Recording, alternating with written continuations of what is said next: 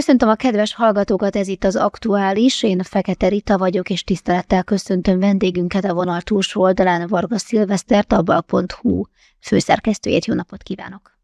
Jó napot kívánok, én is köszöntöm a hallgatókat.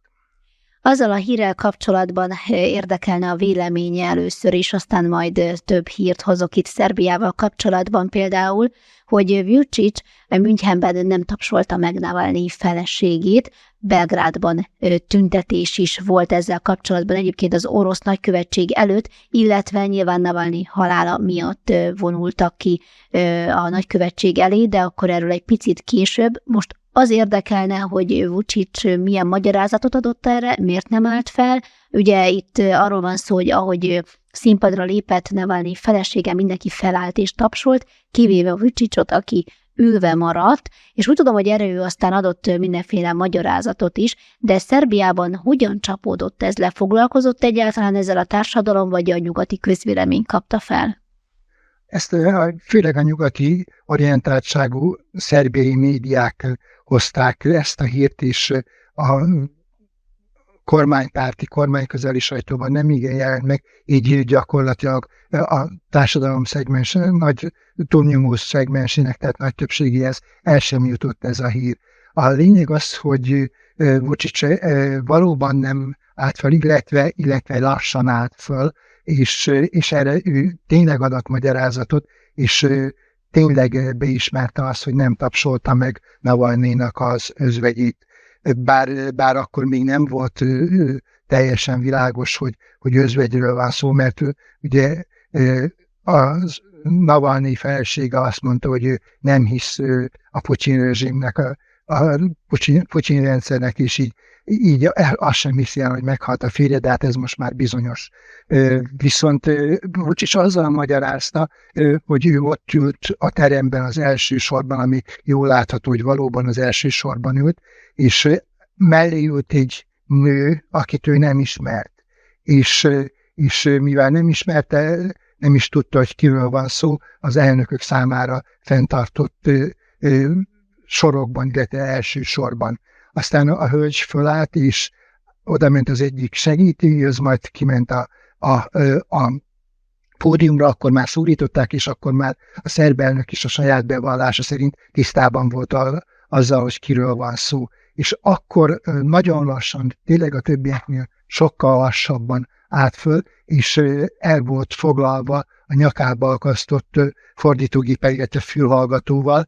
Tehát a lényeg az, hogy egészen másra próbált figyelni, és nem tapsolt. Most azt azért tudni kell, hogy Vučić, ha nem is beszél jó, de ért oroszul, 2014-ben elkezdett oroszul tanulni, és azért ő is azt mondta, hogy értette mindazt, amit a Navalnyi felesége mondott, és ami a lényeg, hogy ő ezt megpróbálta kimagyarázni, és akkor még elment abba az irányba, hogyha tudta volna, hogy kiről van szó, akkor nyilván ott rögtön a helyszínen részvétet nyilvánít neki, tehát mivel nem tudta, és még mivel az asszony sem ismerte el a férje halálát, akkor lehet, hogy ezzel is rosszul esett volna, hülyén nézett volna ki, ez is hülyén nézett volna ki, és ne adj Isten beletapsol valamibe, amikor éppen Navalnyi felesége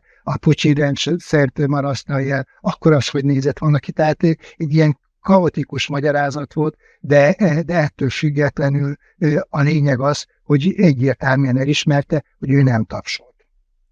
És ahogy említettem is, Szerbiában volt egy tüntetés is, Belgrádban az orosz nagykövetség előtt, ez pedig Putyin ellenes oroszokat tömörítő orosz demokratikus társaság tagjai szervezték meg. Erről tudunk egyébként többet, hogy kik ők, mennyien vannak Szerbiában, és milyen a hatásuk, mekkora a befolyásuk? Ez a szervezet szervezett egy tüntetést az orosz nagykövetség elé, és azért elég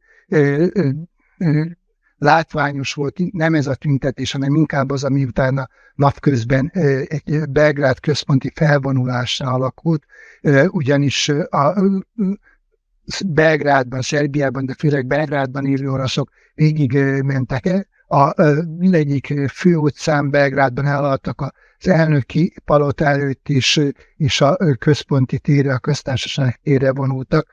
Ez a szervezet nemrég alakult, és a többségük orosz vagy orosz barát személyiség, állítólag ukránok és szerbek is vannak közöttük, de mindenképpen Putyin ellenes szervezetről van szó, amely mindenféle megmozdulást próbál szervezni és felhívni a figyelmet az ukrajnai háború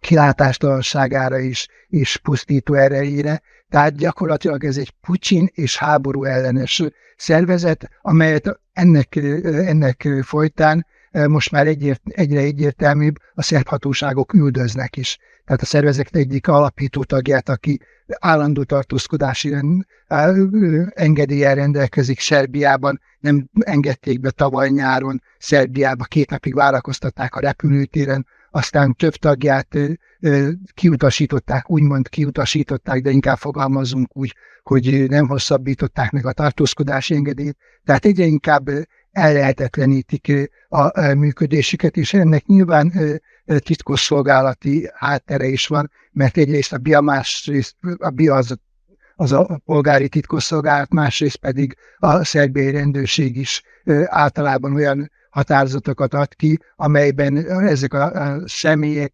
veszélyeztetik Szerbia biztonságát, de további magyarázat erre nincs. Azért is hoztam be önmagában ezt a témát ebbe az adásba, már mint hogy Vučić nem tapsolt például Navalnynek a feleségének, mert hogy van egy olyan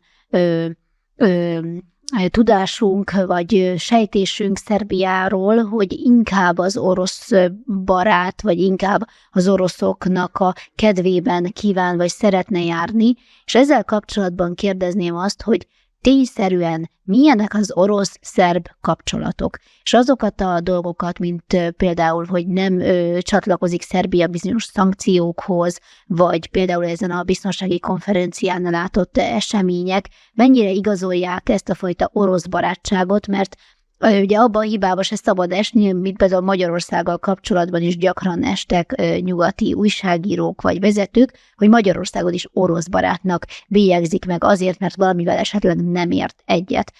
Ön hogyan látja, Szerbia és Oroszország között milyen a kapcsolat? Ha egy szóval kell válaszolnom, akkor azt mondom, hogy szerteágazóak. Tehát nagyon sok szintje van ezeknek a kapcsolatoknak, de érdemes itt először arról beszélni, hogy mik az ideológiai alapok. Tehát Szerbiában a szerb haladó párt van kormányon is, tehát ez a párt a legfontosabb politikai erő, amely gyakorlatilag a szerb radikális párt meghosszabbított keze, mondjuk így, a szerb radikális párt ugyan még létezik Szesely-Vajda vezetésével, de a 2 másik vezető, Aleksandar Vučić is, Tomislav Nikolić valamikor 2008-ban megalakította a szerb haladó pártot, illetve Nikolić megalakította, és utána hívta be Vučićot is ebbe a pártba. De a lényeg az, hogy ez a párt gyakorlatilag a szerb radikális párt ideológiáját viszi tovább. Ez korábban kevésbé volt nyilvánvaló, amíg a szervezetés, illetve maga Aleksandar Vučić Angela Merkel befolyása alatt állt, és a német elveket, illetve a német elképzeléseket is követte. De a lényeg az, hogy ez Merkel eltűnésével gyakorlatilag radikálisan megváltozott, nagyon gyorsan megváltozott, tehát szinte nap mint nap vagyunk annak a szemtanúi, hogy visszaköszönnek a 1990-es évek, amikor a szerb radikális párt hatalmon volt, illetve fontos politikai tényező volt Szerbiában. Úgy értem, hogy hatalmon volt, úgy értem, hogy a kormányzat tagja volt a szerb szocialista párt mellett. Itt még mielőtt erre a szerteágazó kapcsolati rendszerre rátérnénk, elmondanám azt, hogy nincs történelmi előzménye a szerb és az orosz nép ilyen mértékű barátságának. Annál is inkább nincs, mert a Balkán 500 évig gyakorlatilag török uralom alatt át is az orosz befolyás akkor nem nyilvánulhatott, mégis semmiféle mértékben nem jelent meg. Aztán amikor az 1800-as évek során lassan megalakult a szerb állam, akkor is inkább a nyugatorientált volt ez az ország, és gondoljunk csak bele, hogy az első világháborúban is kaptak ugyan orosz segélyeket, de a döntő az volt, hogy a Szaloniki front áttörését gyakorlatilag az Antant erőkkel, illetve a központi hatalom elleni erőkkel hajtották végre gyakorlatilag, és ott volt ugyan 30 000 szerb katona, de hát a 600 000 nyugati is,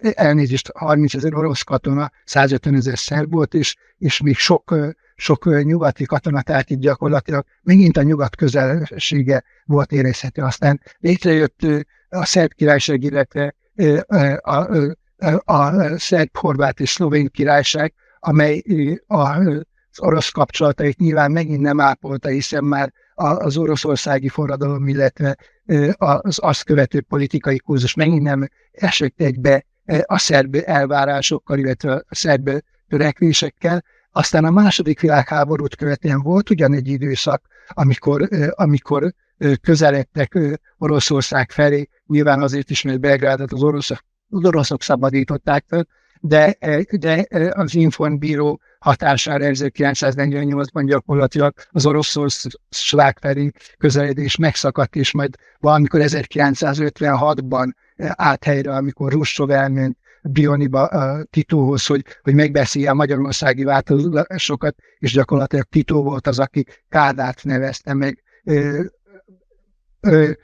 olyan utódként, amelyet elfogadhatónak tart Magyarország élén, de aztán megalakult a 60-as évek elején az ellenkötelezett mozgalom, amelynek élére Jugoszlávia állt. Nyilván voltak akkor már voltak erős orosz kapcsolatok, de megint nem ezek voltak az erős kapcsolatok. Aztán amerikai elnök, Nixon elnök, ha jól emlékszem, járt Szerbiában, illetve az akkori Jugoszláviában. Tito egyébként sem volt azért annyira orosz barát, az előző történelmi események tudatában sem. Tehát gyakorlatilag ez a mostani, amit most látunk, ez a mostani szerb-orosz nagy barátság, ez a Milosevic kurzusnak, a Milosevic rendszernek a térnyerésével alakult ki, gyakorlatilag a 80-as években, miután már az el nem kötelezett mozgalom felbomlott, és akkor indult el ez a kapcsolati rendszer. És valahol a 2000-es évek elején valamennyire sinetelt, nem teljes egészében, míg 2012-ben ismét hatalomra került a szerb radikális párt áldozataként, vagy történelmi meghosszabbításaként a szerb haladó párt. Itt még azért az orosz kapcsolatokkal és az ideológiával kapcsolatban meg kell jegyezni, hogy a szerb radikális párt gyakorlatilag az orosz liberális demokrata pártnak, a Zsirinovszky-féle pártnak az ideológiáját képviselte, és ha ezeket az elemeket megpróbálnánk kutatni, lehet, hogy ezeket megtalálnánk a szerb haladó párt elképzelésében. Na most, ami a szertágazó kapcsolatokat illeti, most a fölmiden sorolom fel, aztán majd esetleg valamire kitérhetünk. Vannak a hivatalos politikai kapcsolatok, amelyek a szankciók miatt másképp működnek, mint korábban. Megszűntek az elnöki találkozók Vučić elnök és Putyin elnök között, viszont nagyon gyakoriak a nagyköveti megbeszélések a szerb államfő és az orosz nagykövet között. Aztán vannak a gazdasági kapcsolatok, vannak a katonai kapcsolatok, és itt meg kell jegyezni, hogy Ukrajnát leszámítva Szerbia fegyverkezik leginkább a jelen pillanatban Európában. Aztán vannak a titkosszolgálati kapcsolatok, amelyek különösen erősek, aztán vannak különböző háttérkapcsolatok, különböző szervezetek kapcsolatai, vannak a pártszimpátiák Oroszország iránt. Ez alatt azt értem, hogy vannak olyan parlamenti és parlamenten kívüli pártok, amelyek nagy szimpátiával viseltetnek Oroszország iránt, illetve van egy szélső jobb, egy ilyen, hogy is mondjam, romantikus szélső jobb, amely gyakorlatilag nacionalista nézeteket van. de az oroszok gyakorlatilag tisztában vannak ezzel, és ezt Putyin elnök főideológusa Alexander Dugin le is írta, hogy akármennyire is nyugatpárti egy szerb politikus, Koszovó függetlenségét egyetlen szerb sem hajlandó elismerni, tehát gyakorlatilag ez az a kártya, amellyel Oroszország bármikor nyer. Ha már a szerteágazó kapcsolatokról beszéltünk, és nyilván belemehetnénk itt akár külön-külön is, bár a műsoridőnkben most ez valószínűleg nem férne bele, engem még az nagyon érdekelne, hogy ezekből a kapcsolatokból ki profitál többet, kinek jó, kinek mi a célja vele. Szerbia egyébként szeretne az Európai Uniónak a tagja lenni. Ezzel egy picit ellentétes iránynak tűnik az, hogy mégis Oroszországgal tart fent ilyen kapcsolatokat. Ez egy olyan meggondolás a szerb elnök részéről, ami a nyugati tőkének a bevonzását eredményezi, tehát gyakorlatilag Szerbiának a legszorosabb kapcsolatai Németországgal vannak az Európai Unión belül is.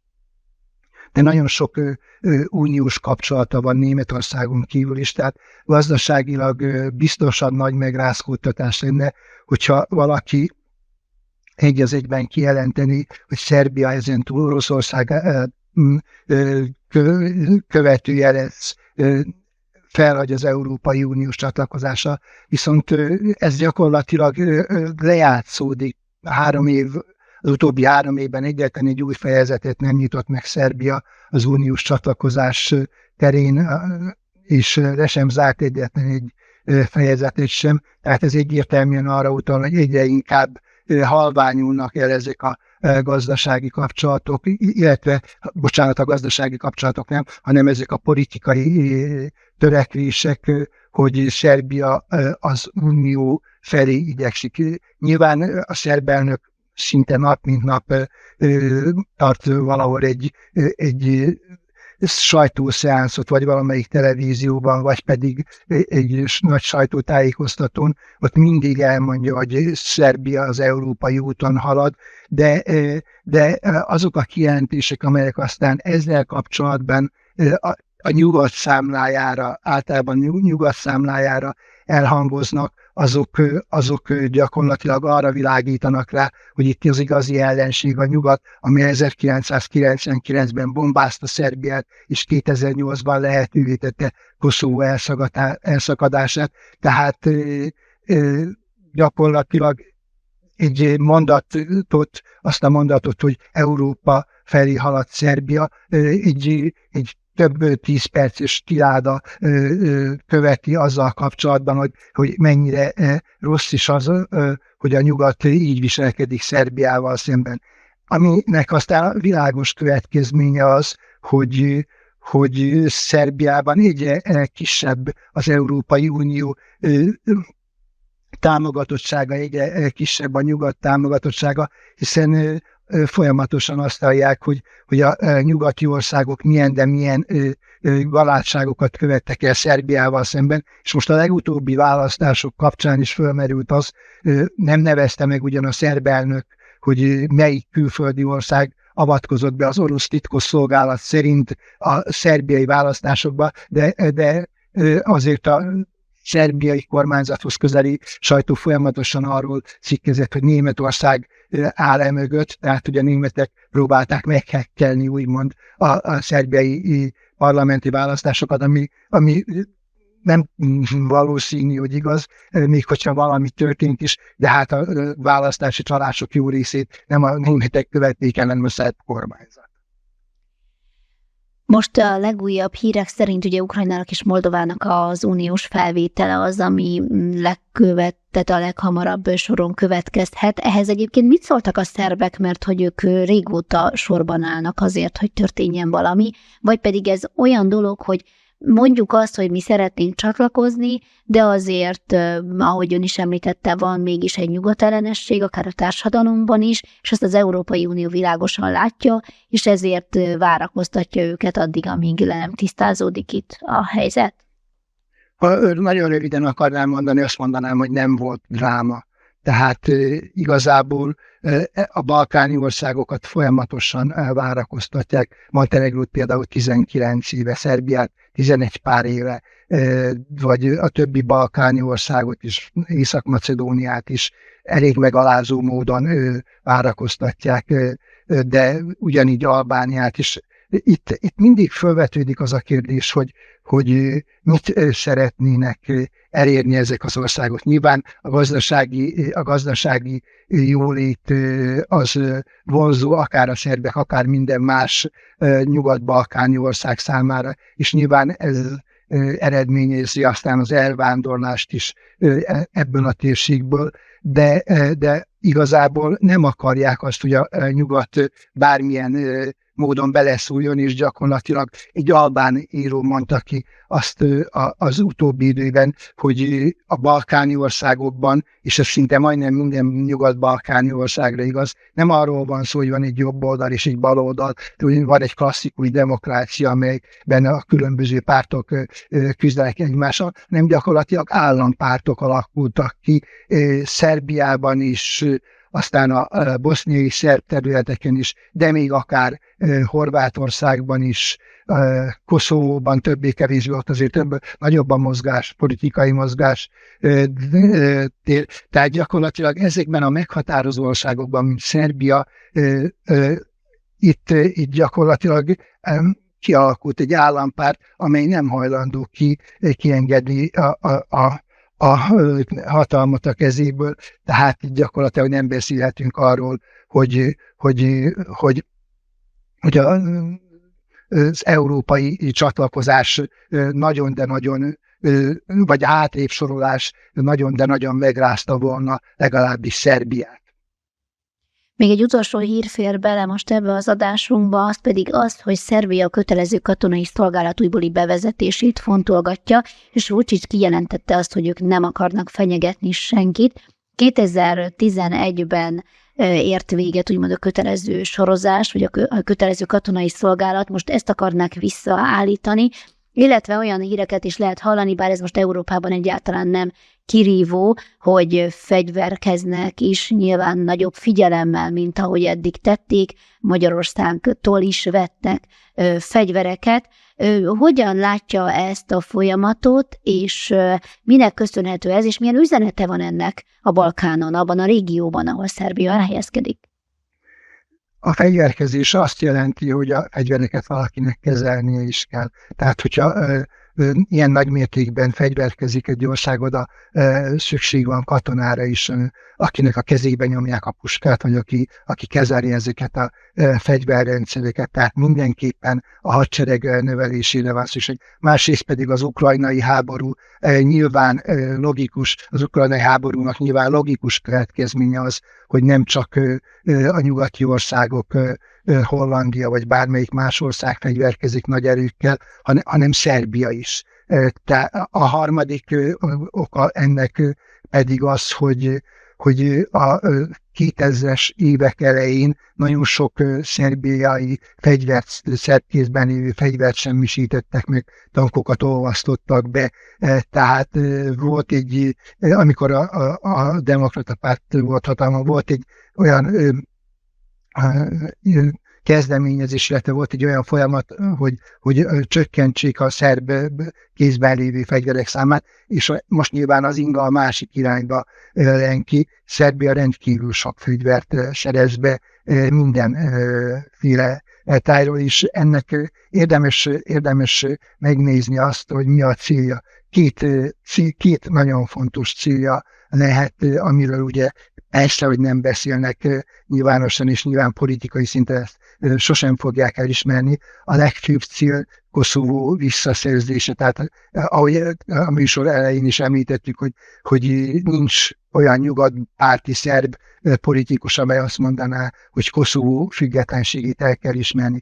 A szerbiai alkotmány azt tartalmazza, hogy Koszovó Szerbia része. Nyilván alkotmányos kötelezettség is az, hogy visszaszerezzék Koszovót, és nyilván ehhez fegyverekre lenne szükség. A másik nagyon fontos szempont pedig, amiről imittam ott hallani, meg vannak időszakok, amikor előkerül a szerb világ megteremtése. Tehát akárhogy is nézzük ezt a balkáni térséget, én azt szoktam mondani, hogy mindennek van határa, kivéve Szerbiát.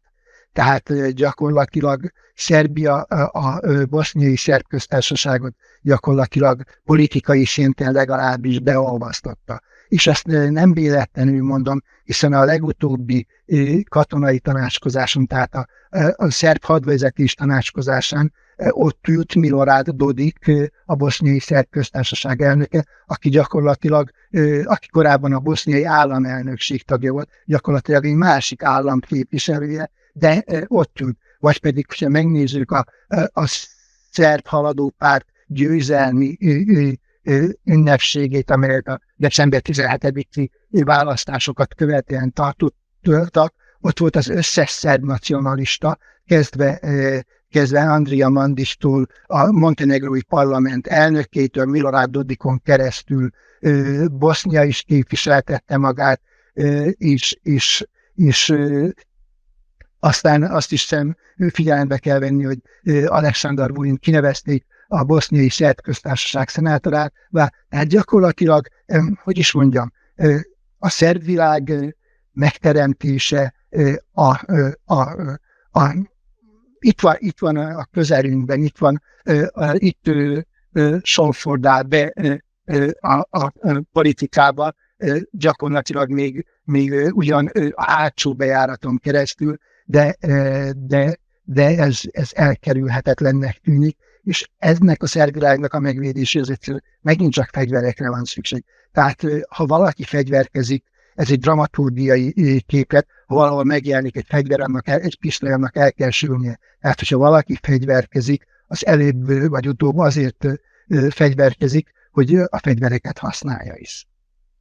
Nagyon szépen köszönöm, hogy beszélhettünk Szerbiáról, illetve Szerbia és Oroszország kapcsolatáról is. Aktuális hírek mentén Varga Szilveszter volt a vendégünk, a Balk.hu főszerkesztője.